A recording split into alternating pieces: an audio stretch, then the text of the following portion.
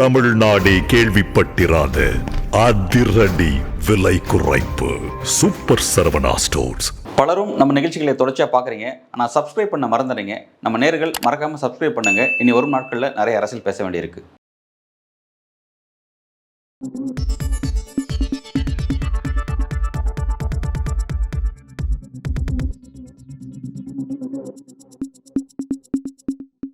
வணக்கம்.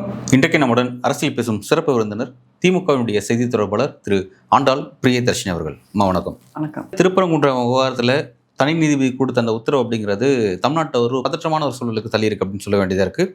இந்த விவகாரத்தை பற்றி இன்றைக்கு பார்லிமெண்ட்டில் பேசுவதற்காக திமுக உள்ளிட்ட எதிர்க்கட்சிகள் அவை ஒத்திவைப்பு நோட்டீஸ்லாம் கொடுத்தீங்க. பட் அங்கே பின்பற்றப்படலை. பட் பார்லிமெண்ட்டுக்குள்ளே மத்திய இணையமைச்சர் எல் முருகன் அவர்கள் ரொம்ப காட்டமான விஷயத்தெல்லாம் பேசியிருக்காரு. ஓட்டு வங்கி அரசியலுக்காக திமுக இந்த அளவுக்கு ஒரு கீழ்த்தரமான ஒரு செயலை செஞ்சுட்டு இருக்கு, அவ்வளோ ஓட்டு வங்கி அரசியல் இந்து விரோத கட்சியாக செயல்பட்டு இருக்கு அப்படின்ற அளவில் ரொம்ப காட்டமாக பேசுறாரு. அண்ணாமலை முதற்கொண்டு என்ன சொல்றாருன்னா அது இந்துக்களுக்கு சொந்தமான இடம் அப்படிங்கிறாரு. ஒட்டுமொத்த பாஜக ஒன்று சேர்ந்துட்டாங்க. ரொம்ப காட்டமாக திமுக விமர்சனம் பண்றாங்க. ஏன் நீங்க இந்து விரோத கட்சியாக இருக்கீங்க? இந்த விமர்சனத்துக்கான காரணம் என்ன? நாடாளுமன்றத்தில் பேசின எல்முருகன் அல்லது இதை பற்றிய கருத்து சொன்ன முன்னாள் தலைவர் அண்ணாமலை எல்லோருமே எப்படிப்பட்ட அறிவியலிகளாக இருக்கிறார்கள், அறிவின் பக்கத்தில் சாயல் கொஞ்சம் கூட இல்லாதவர்களாக இருக்கிறார்கள்ங்கிறத நீங்க கேட்குற கேள்வி சொல்லுது. ஏன்னா ஏன் அறிவியலின்னு ஒரு வார்த்தை சொல்றேங்கிறத புரிஞ்சுக்கோங்க. அப்பீஸ்மெண்ட் பாலிசி, அப்பீஸ்மெண்ட் பாலிடிக்ஸ்னு எல்முருகன் சொல்றாரு, தாஜா செய்வதற்காக அப்படின்னு. அப்படி செய்ய வேண்டிய அவசியம் திமுகவுக்கு இல்லை.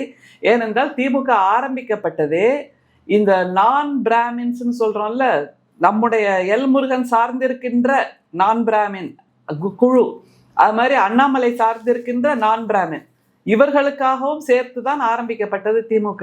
அதனால இவர் இன்றைக்கு நாடாளுமன்றத்துல சென்று இப்படி குரல் எழுப்புகிறார், ஆக்ரோஷமாக பேசுறாருன்னு சொல்றீங்கல்ல, அதற்கு உரிமையை வாங்கி கொடுத்ததே திமுக தான். அது மாதிரி அண்ணாமலை அவர்களுக்கு இந்த உரிமையை, பேசுகின்ற உரிமையை வாங்கி கொடுத்ததே திமுக தான்.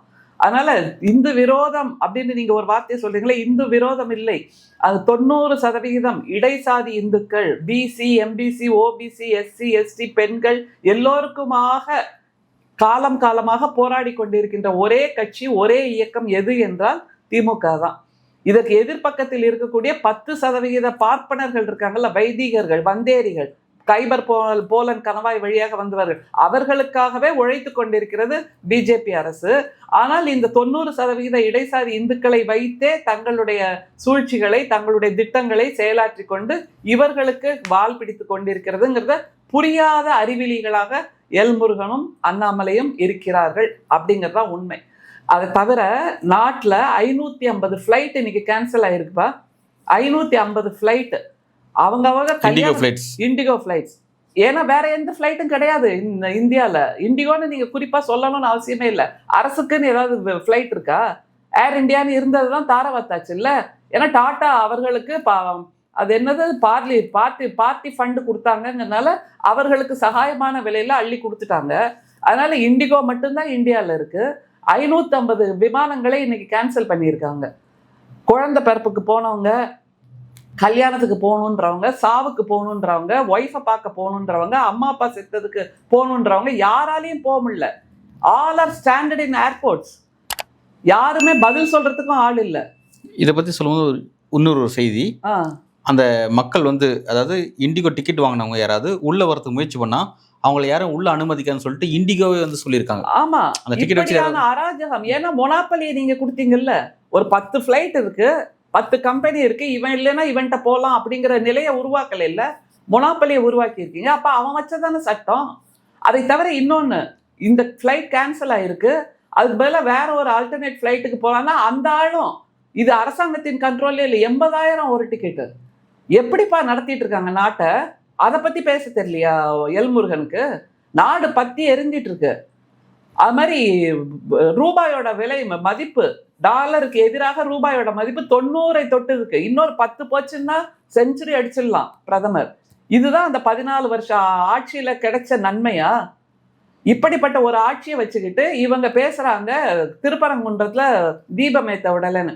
திருப்பரங்குன்ற விவகாரத்தில், திருப்பரங்குன்ற சூழ்ச்சியில் பிஜேபியை ஓட ஓட விரட்டி இருக்கிறார் எங்களுடைய தலைவர், நம்முடைய முதல்வர். அவர்களுடைய சூழ்ச்சியை மண் கவிழ வைத்திருக்கிறார். அப்படிதான் நாங்க பாக்குறோம். ஆனா தனி நீதிபதி திரு ஜி.ஆர். சுவாமிநாதன் அவரோட தீர்ப்பு அப்படிங்கறத பார்த்தா தமிழக அரசுக்கு எதிராக இருக்கு. அவர் நான் நீதிபதியை பற்றி விமர்சனம் செய்யவில்லை. ஆனால் ஒரு தீர்ப்பை அவர் கொடுக்கிறார் என்றால் அதை பற்றி விமர்சனம் செய்வதற்கு, கருத்து சொல்வதற்கு எல்லோருக்கும் உரிமை இருக்கிறது.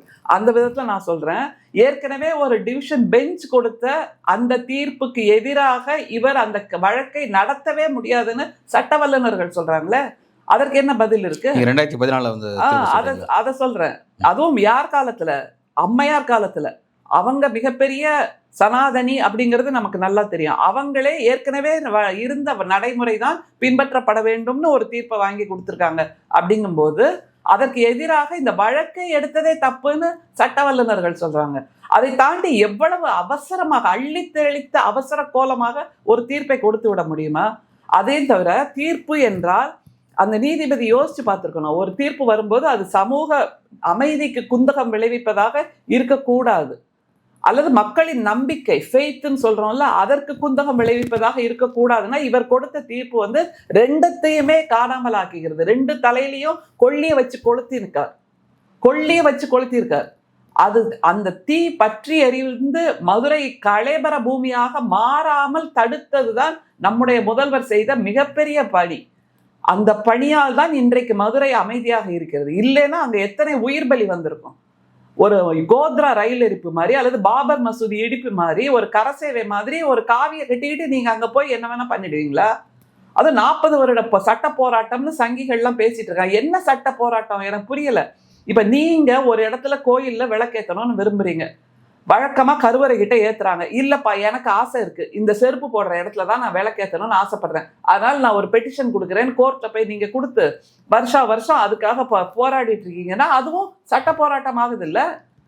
அப்ப அது நியாயமா, நீதியா, வழக்கத்திற்கு உண்டானதா? கடவுள் எல்லா இடத்துலயும் இருக்காங்கிறது வேற விஷயம். அதுக்காக செருப்பு வைக்கிற இடத்துல தான் நான் தீபத்தையும் ஏற்றுவேன் நீங்க கேட்டீங்கன்னா அது எவ்வளவு தூரம் நியாயம் இல்லையோ? அது மாதிரி ஒரு எல்லைக்கல், அது ஒரு அடையாளம் காட்டுகின்ற ஒரு கல், அவ்வளவுதான். அது ஆங்கிலேயர் வைத்த எல்லைக்கல். அந்த ஹிஸ்டரி கூட புரியாத அறிவியலிகளாக எப்படிப்பா ஒரு கூட்டம் மொத்தமும் இருக்க முடியும்? அந்த எல்லைக்கல் உயரமா இருக்கும். ஏன்னா கீழே இருந்து பார்த்தா கூட தெரியணும் மலையில. அது தாண்டிட்டீங்கன்னா அதுல பாதாளம், விழுந்துட்டீங்கன்னா உயிர் போயிடும். அதற்காக ஒரு தடுப்பாக அதை வைத்திருக்கிறார், எச்சரிக்கையாக வைத்திருக்கிறாங்க ஆங்கிலேயர்கள் காலத்துல. இந்த தீபம் ஏத்துற அந்த இடம்ங்கிறது வேற, கோயிலுக்கு நேராக செங்குத்தாக இருக்கின்ற இடம்ங்கிறது ஆர்கியாலஜியா சொல்லுது இல்ல, கோயில் புராணம் சொல்லுது இல்ல. அந்த எல்லைக்கல்ல பத்தி கோயில் புராணம் சொல்லலையே. அப்படின்னா பாரம்பரியம்னு ஒண்ணு இருக்குல்ல. சரி, இவ்வளவு தூரம் எல்முருகன் அங்க நாடாளுமன்றத்தை கொதிக்க வச்சுட்டு இருக்காருல்ல, அவர்கிட்ட ஒரே ஒரு கேள்வி. கோர்ட்டு தீர்ப்பை பின்பற்ற வேண்டும், அதை செயல்படுத்த வேண்டும்னு துடிக்கிறாங்களே, அந்த சபரிமலை பற்றிய ஒரு தீர்ப்பு வந்ததுல 2018, அதுக்கு ஏன் இவங்க எதிர்வினை ஆற்றினார்கள்? அது தீர்ப்பை பின்பற்றவே கூடாது, நடைமுறைப்படுத்தவே கூடாது. பெண்கள் எல்லோரும் அந்த சபரிமலைக்கு போகக்கூடாது, 14 வயசுக்குள்ள போகணும், இல்ல 50 வயசுக்கு அப்புறம் தான் போகணும்னு ஏன் இவர்கள் பிடிவாதமாக இருந்தால்? அதுவும் ஆகமம் சார்ந்தது தானே, இதுவும் ஆகமம் சார்ந்தது தானே. இப்போ நீங்கள் சந்தேகம் எனக்கு, இப்போ சில கோவில், பிள்ளையார் கோவில் குருக்களுடைய அந்த பிச்சை குருக்களாக இருக்கட்டும், அல்லது சில பட்டர்களாக இருக்கட்டும், இவங்களும் பிராமணர்கள்லாம், இப்போ அவங்களும் என்ன சொல்கிறாங்கன்னா நம்ம நினச்ச மாதிரிலாம் விளக்கேற்ற முடியாது. அது சிவலிங்கத்தோட அந்த ஆகமத்தை விதிமீறக்கூடிய விஷயமா இருக்கு. பௌர்ணமி எப்போவோ அல்லது குறிப்பிட்ட நாளப்போ தான் விளக்கேற்றணும், நீங்கள் நினச்ச நேரத்தில் விளக்கேற்ற முடியாது அப்படின்னு சொல்லி நீங்கள் எதுக்கு சொல்ல வரீங்கன்னா பிராமணர்களுக்கு ஆதரவு அது வந்திருக்குன்னு நீங்கள் சொல்கிறீங்க. ஆனால் சில பிராமணர்கள் இதை எதுக்கும் செய்கிறாங்களே, இது எப்படி புரிஞ்சுக்கிறது? இல்லை, இதில் உள்ள நாசுக்கு அல்லது நுணுக்கம் புரியலையா உங்களுக்கு? ஏன்னா மதுரை நீதிமன்றத்தோட நீதிபதி ஐயா சுவாமிநாதன் அவர்கள், மாண்புமிகு ஐயா சுவாமிநாதன் அவர்கள் அவ்வளவு பெரிய அறிவுஜீவி, அவ்வளவு ஞானம் உடையவர், அவ்வளவு தூரம் ஆகமத்தை எல்லாம் கரைத்து குடித்தவர். அவர் திரும்ப ஒரு தீர்ப்பு கொடுத்தாரு இல்லையா, மறுநாள் போய் ஏத்து, அதே மாதிரி ஏத்தணும், 10 பேர் போகணும், அதை பற்றிய ஒரு ஆக்ஷன் டேக்கன் ரிப்போர்ட் வேற ஆணையர் கொடுக்கணும், இரவு 10 மணிக்குள்ளேன்னு கொடுத்தாருல, அதைத்தான் இந்த பட்டர் எல்லாம் சேர்ந்து எடுத்திருக்காங்க. நீங்க நினைச்ச மாதிரி நீதிமன்ற தீர்ப்பு கொடுத்துட்டேன், அதனால போய் நான் மறுநாளும் தீபம் ஏத்துவேன் அப்படின்னு எல்லாம் ஏத்த முடியாதியா? அதுக்குன்னு உண்டான ஆகமப்படிதான் பண்ணணும்னு கரெக்டா சொல்லியிருக்காங்க. அதனால இது பார்ப்பனர்கள் அல்லது ஆகமத்தை பின்பற்றுபவர்கள் மிகச்சரியாக ஒரு தீர்ப்பை கொடுத்திருக்கிறார்கள். அதன்படிதான் கோயிலில் நிர்வாகம் நடக்க முடியுமே தவிர, நான் கோர்ட்டு சொல்லிட்டேன் அதனால நீ பண்ணி ஆகணும், அதனால மறுநாளும் போய் ஏத்து அப்படின்னு ஜி.ஆர். சுவாமிநாதன் சொல்லுகின்ற அளவுக்கு அங்கே செய்ய முடியாது அப்படிங்கிறத மிக தெளிவா பண்ணியிருக்காங்க. அதுக்கு வாழ்த்துக்கள் நிஜமாவே. சரி, இதெல்லாம் கூட விட்டுருங்க. அந்த மதுரையில் அந்த கார்த்திகை தீபம் அன்றைக்கு மக்கள் மனதில் ஒரு பதட்டம் இருந்தது இல்லை, ஒரு பயம் இருந்தது இல்லை, ஒரு அச்சம் இருந்தது இல்லை, என்ன கலவரம் வெடிக்க போகுதோ, எத்தனை மண்டை உருள போகுதோன்னு. இதுதான் பிஜேபியோட அடையாளம், இதுதான் இந்துத்துவா கும்பல், இதுதான் சனாதனர்கள், இதுதான் வைதீகர்கள். காலம் காலமாக அவர்கள் இந்தியாவில் மத கலவரங்களை உருவாக்கி பல உயிர்களை போக்கி அதன் மூலமாக தங்களுடைய அரியணையை வைத்துக் கொண்டார்கள், ஜெயித்தார்கள்ங்கிறத புரிஞ்சுக்க முடியலையா? திரும்ப திரும்ப நம்ம இதை தானே சொல்றோம். சரிம்மா, எனக்கு உங்க சந்தேகம் என்னன்னா, இப்ப திமுக ஆட்சியில் இருக்கீங்க, திராவிட மாடல் ஆட்சி நீங்க சொல்றீங்க. பட் வந்து நீங்க ஒரு எலக்ட்ரல் பாலிட்டிக்ஸ்ல இருக்கக்கூடிய ஒரு கட்சி திமுக அப்படிங்கிறது. இப்போ வந்து பாஜக வந்து இதை டைரக்டா செய்யாம அவங்களுக்கு வந்து ஒரு பேக் எண்டில் வந்து ஆர்எஸ்எஸ் இருக்குது, அப்புறம் அது இந்து முன்னணி, விஹெச்பின்னு சொல்லி நிறைய அமைப்புகள் வச்சுருக்காங்க.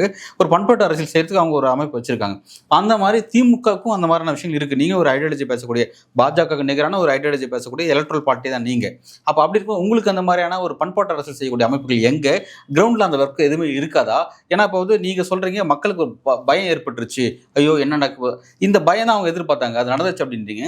ஆனால் இந்த முயற்சி அவங்க தொடர்ச்சி செஞ்சுட்டு இருக்காங்க. திருப்பரங்குன்ற விவகாரங்கிறது 6 மாதத்துக்கு முன்பே இதோட விஷயத்தை வெடிச்சதை நம்ம பார்த்தோம். அப்போ தொடர்ச்சி அவங்க முயற்சி பண்ணிட்டே இருக்கும்போது அப்போ கிரவுண்ட் ரூட்ல இந்த கிராஸ் ரூட்ல ஒரு பண்பாட்டு அரசியல் திமுக செய்யாதான்றது கேள்வி இருக்கு. நீங்க கேட்குற வார்த்தையே தப்பு. பண்பாட்டு அரசியல்ங்கிறீங்க, பிஜேபி செய்கின்ற அந்த சனாதனர்கள் செய்வது பண்பாட்டு அரசியல். பண்பாடுங்கிறது மேன்மையான ஒரு சொல்லுப்பா, அவங்க செய்யறது இழிவான செயல். கொஞ்ச நாள் முன்னாடி திருப்பரங்குன்ற இஷ்யூ எடுத்தாங்க, சிக்கந்தர் மலை எடுத்தாங்க, திரும்பவும் அதே இஷ்யூ எடுக்கிறாங்கன்னா அது இழிவான அரசியல். அதை எப்படி நீங்க பண்பாட்டு அரசியல்னு சொல்லுவீங்க? பண்பாடுங்கிறது மேம்படுத்தணும். அதை திமுக ஏற்கனவே செஞ்சுட்டு தான் இருக்கு. கிரவுண்ட் லெவல்லையும் சரி, பல அடுக்குகள்லையும் செஞ்சுட்டு தானே இருக்கு. எந்த மாதிரி பண்பாடுங்கிறது மக்களை மேம்படுத்தணும். அப்ப கல்வியின் மூலமாக மேம்படுத்துதல், வேலை வாய்ப்பின் மூலமாக மேம்படுத்துதல், வாழ்க்கை வசதிகள் மூலமாக மேம்படுத்துதல், அதை செஞ்சுட்டு தானே இருக்கும். காலம் காலமாக இந்த பார்ப்பனர்களின் பிடியில் இருந்த கல்வியை பிடுங்கி எங்களுக்கு கொடுத்தது, நமக்கு கொடுத்தது, நான் எங்களுக்குன்னு கூட சொல்ல மாட்டேன், நமக்கு கொடுத்தது திமுக, நம்முடைய திராவிடர் கழகம் அல்லது தந்தை பெரியார் நீதி கட்சி, நான் பிராமின் மேனிஃபெஸ்டோ நீதி கட்சி கொண்டு வந்தது 1916. அதுக்கப்புறம் தான் தமிழ்நாடு இத்தனை மாற்றங்களை கண்டது. இதுதான் பண்பாட்டு அரசியல். அவர்கள் செய்வது அழிவின் அரசியல். அதனால அந்த வார்த்தையை நீங்க பிஜேபிக்கு சேர்த்து சொல்லாதீங்க. அவர்கள் நீங்க சொன்னீங்க பிஹெச்பின்னு வராங்க, சங் பரிவார்னு வராங்க, ஏன் ஒரு முகத்தோடு வர முடியல? ஏன்னா அவர்கள் சூழ்ச்சி செய்பவர்கள் தான் தங்களுடைய அடையாளங்களை மறைத்து பலவிதமான முகங்களை வச்சிருப்பாங்க. ஒரு ஆக்டோபஸ் மாதிரி வருவாங்க. நாங்கள் ஒற்றை முகத்தோடு, திராவிடம் எங்களின் முகம், பண்பாட்டு அரசியல் எங்களின் முகம், கல்வி எங்களின் முகம், சமத்துவம் எங்களின் முகம், சமதர்மம் எங்களின் முகம், பெண் உரிமை எங்களின் முகம், பெண் முன்னேற்றம் எங்களின் முகம். அப்படியாக ஒரு பெஸ்ட் ரூலை கொடுத்துட்டு இருக்கோமா இல்லையா? இதுதான் உண்மையாக பண்பாட்டு அரசியல். ஒரு தாழ்த்தப்பட்டவனாக, தீண்டத்தகாதவனாக, அல்லது வாய்ப்புகள் மறுக்கப்பட்டவனாக, வசதிகள் மறுக்கப்பட்டவனாக இருந்த ஒரு சமூகத்தை, முதுகெலும்பு குனிந்திருந்த ஒரு சமூகத்தை, சொல்லுங்க சாமி சொல்லுங்க சாமி என்று சொன்ன சமூகத்தை நிமிர்த்தி, எனக்கும் சுயமரியாதை இருக்கிறது, எனக்கும் கௌரவம் இருக்கிறது, எனக்கும் கல்வி வரும், எனக்கும் வேலை வாய்ப்பு வரும் அப்படின்னு உருவாக்கியது யார்? இதுதான் பண்பாட்டு அரசியல். கையில திருவோடு வைத்திருந்த அந்த நான் பிராமின்ஸ், ஒடுக்கப்பட்டவர்கள், வாய்ப்புகள் மறுக்கப்பட்டவர்கள், பிற்படுத்தப்பட்டவர்கள், அல்லது தீண்டத்தகாதவர்கள் என்று சொல்லப்பட்டவர்கள், அல்லது அடுப்புக்கறிக்குள்ளே கிடந்து சாக வேண்டும் என்று சொல்லப்பட்ட பெண்கள், எல்லோரின் கையிலும் திருவோடு இருந்தது. அந்த பார்ப்பனர்கள் ஆதிக்க காலத்துல அவர்கள் கையிலிருந்து எல்லாவற்றையும் பிடுங்கி நம் கையில் கொடுத்து, திருவோடின் கைகளில் அமுத சுரபியை கொடுத்ததுதானே பண்பாட்டு அரசியல். அவர்கள் செய்வது எல்லாமே சூழ்ச்சி, மரணங்களால் வருகின்ற அரசியல், கொள்ளி வைப்பதால் வருகின்ற அரசியல், தீப்பற்ற வைப்பதால் வருகின்ற அரசியல். ஒரு கோத்ரா ரயில் இடிப்பை மறந்துட முடியுமா உங்களால? ஒரு பாபர் மசூதி இடிப்பை மறந்துட முடியுமா? இறைவன் இதையா கேட்கிறான்? முதல்ல நான் அதுக்கு வரேன். இறைவன் இதையா கேட்கிறான்? சக மனிதனோடு நேசமாக இல்லாமல் நீ அந்த இடத்துலதான் கொண்டு போய் விளக்கேத்தணும்னு முருகன் வந்து இந்த நீதிபதி கனவுல சொல்லிட்டு போனாரா? அதனாலதான் எங்களுடைய தலைவர், நம்முடைய மாண்புமிகு முதல்வர் இன்றைக்கு கேட்கிறார், மதுரைக்கு வேண்டியது மெட்ரோ ரயிலும், வளர்ச்சி திட்டங்களும், எய்ம்ஸ் மருத்துவமனையும், கல்வி கூடங்களும் தானே. அங்கதானே கலைஞர் நூற்றாண்டு நூலகத்தை உருவாக்கி இருக்கோம். அப்ப அறிவின் மூலமாக ஒரு மாறுபாட்டை, ஒரு மாறுதலை, வளர்ச்சியை, பண்பாட்டு வளர்ச்சி கொண்டு வருவதுதான் பண்பாட்டு அரசியல். அதை தவிர இவர்கள் செய்வது மாதிரி திமுக என்ன இருக்கு? திமுக வெளிப்படையாக செய்கிறது. மிக சமீபத்துல அறிவு திருவிழா நம்முடைய மாண்புமிகு துணை முதலமைச்சர் அந்த விஷயங்கள் நம்ம பார்த்தோம். ஓகே, அது ஒரு பக்கம். இப்போ வந்து என்னன்னா, என்னோட கேள்வி என்னன்னா, இந்த விஷயத்தை பொறுத்த வரைக்கும் இப்போ நீங்கள் அவங்க சொல்கிறது வந்து ஒரு அழிவு சக்தியை நோக்கி செய்கிறாங்க, இதெல்லாம் பண்ணுறாங்களா, ரைட், ஓகே. ஆனால் இது அவ்வளவும் வந்து பார்த்தீங்கன்னா ஏதோ ஒரு வகையில் அவங்க நீதிமன்றத்தோட ஆணையை கையில் வச்சுக்கிட்டு தான் பேசுகிறாங்க. பாருங்கள், நீதிமன்றத்து ஆணைக்கு எதிராக இருக்காங்க, நீதிமன்ற அவமதிப்புன்னு சொல்கிறாங்க. ஒரு அரசு ஒரு அவமதிப்பு செய்யுது அப்படின்ற விஷயம் அவங்க வந்து இல்லீகலாக பேசல, லீகலாக டேர்ம்ஸில் பேசுகிறாங்க. இப்போ அந்த இடத்துல உங்களோட கவுண்டர் என்னவா இருக்கு? அவர்கள் எப்போதுமே அண்ணல் அம்பேத்கருக்கு எதிரானவர்கள். ஆனால் அண்ணல் அம்பேத்கரை வைத்தே தங்களுடைய காரியங்களை சாதித்துக் கொள்வார். இதைத்தான் நான் சொல்றேன் என்னோட எளிமையான மொழியில. இடைசாதி இந்துக்களை வைத்தே, இடைசாதி இந்துக்களை பிரித்தே அவர்கள் தங்களுடைய வேலைகளை செய்து முடித்து விடுவார்கள். நான் சொல்றது இதுதான். நீதிமன்ற தீர்ப்பை வைத்தே நீதிமன்ற அவமதிப்பு என்ற ஒரு வார்த்தையை உருவாக்குகிறார். நீதிமன்ற அவமதிப்பு எப்ப வந்தது? 6 மணிக்கு விளக்கேத்தலைன்னா நீதிமன்ற அவமதிப்பு. ஆனா இந்த ஆர்டரை முன்னாடியே போட்டாங்கல்ல. 3 மணிக்கே நீ சிஐஎஸ்எஃப் வீரர்களை கூட்டிட்டு வந்துட்ட அப்படின்னா நீதிமன்ற அவமதிப்பு நடக்க போகுது அப்படின்னு உனக்கு தெரியுமா? 6 மணிக்கு விளக்கேத்துறது நான் திடீர்னு கூட பண்ணியிருக்கலாம்ல. நீ ஏன் அப்போ வெயிட் பண்ணல? அப்ப நீ எல்லாமே ப்ரீ ஃபேப்ரிகேட்டட், ப்ரீ ஸ்கிரிப்டட். நீங்கள் ஏற்கனவே ஒரு சூழ்ச்சியை செய்து வைத்திருக்கு, அதை நடைமுறைப்படுத்துகிறீர்கள். அதற்கு அந்த அவர் பேர் என்ன, ராம ரவிக்குமார்ங்கிற ஒரு கேரக்டர் தேவையா இருந்திருக்கு. அந்த ராம ரவிக்குமார் கொடுத்த பெட்டிஷன்ல இந்த இடத்துலதான் விளக்கேற்றணும்னு எந்த ப்ரூஃபையுமே கொடுக்கல. ப்ரூஃபே இல்லாம இதைத்தான் நான் கேட்கிறேன். உங்களுக்கு விருப்பப்பட்ட இடத்துல போய் விளக்கேற்றணும்னு சொல்லிட்டா யார் வேணா சொன்னா அதுக்கு ஒரு நீதிபதி ஒரு ஆர்டரை கொடுத்துட்டா பண்ணிட முடியுமா? அதுக்கு என்ன பதில் இருக்கு? இது நீதிமன்ற அவமதிப்பு அப்படின்னு சொல்றீங்களே, இது எப்படி நீதிமன்ற அவமதிப்பு ஆக முடியும்? அந்த நீதிபதிக்கே இப்ப எல்லாரும் கேள்வி கேட்கிறாங்க, நீங்கள் செய்ததுதான் நீதிமன்ற அவமதிப்பு. ஏற்கனவே டிவிஷன் பெஞ்ச் கொடுத்த தீர்ப்பை நீங்கள் ஓவர் ரூல் பண்ணியிருக்கீங்க. அதெல்லாம் அவசரமாக 1ஆம் தேதி கொடுத்து 3ஆம் தேதி விளக்கேற்றத்துக்கு ஒரு முடிவை எடு அப்படின்னா ஒரு அலுவலகத்துக்கு நாங்க ஃபேக்ஸ் அனுப்பிட்டோன்றீங்க. ஒரு அலுவலகம்ங்கிறது எவ்வளவு பெரிய விஷயம். அதுல 3ஆம் தேதிக்கு நீ ஒரு முடிவு எடுத்து சொல்லு அப்படின்னு ஒரு ஃபேக்ஸ் ஏதோ ஒரு மூளைக்கு அது போயிருக்கும். இந்த ஃபேக்ஸ் வந்து நீதிமன்றத்திலேருந்து வருது, அதற்கு உண்டான நடவடிக்கை இம்மிடியட்டா எடுக்கணும்னு அப்படியான ஏதாவது நடந்ததா? இல்லையே. எல்லாமே ஒரு மூடி மறைத்து பூடகமாக ஒரு சூழ்ச்சியை செய்வதுதான் எப்போதுமே சங்கிகளின் வேலை. அதைத்தான் நீதிபதியும் செய்திருக்கிறார், அதைத்தான் பிஜேபியும் செய்திருக்கிறது. அதற்குத்தான் துணை போகிறார்கள் எல்முருகனும் அண்ணாமலையும். அல்லது அவர்களை போன்ற வானதி அக்காலாம் ஒண்ணுமே பேசலையே இது வரைக்கும். பேசினா என்ன சொல்லுவாங்க, திமுக இந்து விரோதமாங்க. அதுக்குதான் நான் ஆரம்பத்திலேருந்து ஆரம்பிச்சேன். இந்து விரோதம் இல்லை, இந்துக்களுக்கு சுதந்திரம், இந்துக்களுக்கு விடுதலை, இந்துக்களுக்கு மேன்மை, இந்துக்களுக்கு வெற்றி, இந்துக்களுக்கு கல்வி, இந்துக்களுக்கு வேலை வாய்ப்பை பெற்றுக் கொடுத்ததே திராவிட கழகம் தான், நம்முடைய திராவிட முன்னேற்ற கழகம் தான், திராவிடர் ஆட்சி தான். தந்தை பெரியாரிலிருந்து ஆரம்பித்து நாங்க எங்கேனாலும் அங்கதான் போக முடியும். அந்த நீதி கட்சியோட அந்த நான் பிராமின் மேனிஃபெஸ்டோ வந்திருக்கவில்லை என்றால் இவ்வளவு வளர்ச்சி இடைசாதி இந்துக்களுக்கு வந்திருக்குமா? நல்லது, ஒரு விரிவான உரையாடல். அடுத்த கட்டமாக திருப்பரங்குன்ற இந்த விவகாரங்கிறது இன்னைக்கு பார்லிமெண்ட் வரை இந்த விஷயம் நகர்ந்திருக்கு. அதே மாதிரி சுப்ரீம் கோர்ட்டுக்கும் வழக்கு கொண்டு போயிருக்கீங்க. லீகலாகவும் சரி, மக்கள் மட்டத்திலையும் சரி, நாடாளுமன்றத்திலையும் சரி, இந்த விஷயங்கள் அடுத்தடுத்த கட்டத்தில் எப்படி நகரப்போகுது அப்படிங்கிறத பொறுத்து வந்து பார்க்கலாம். உங்களோட வருகைக்கும் கருத்துக்கும் மிக நன்றி. நன்றி.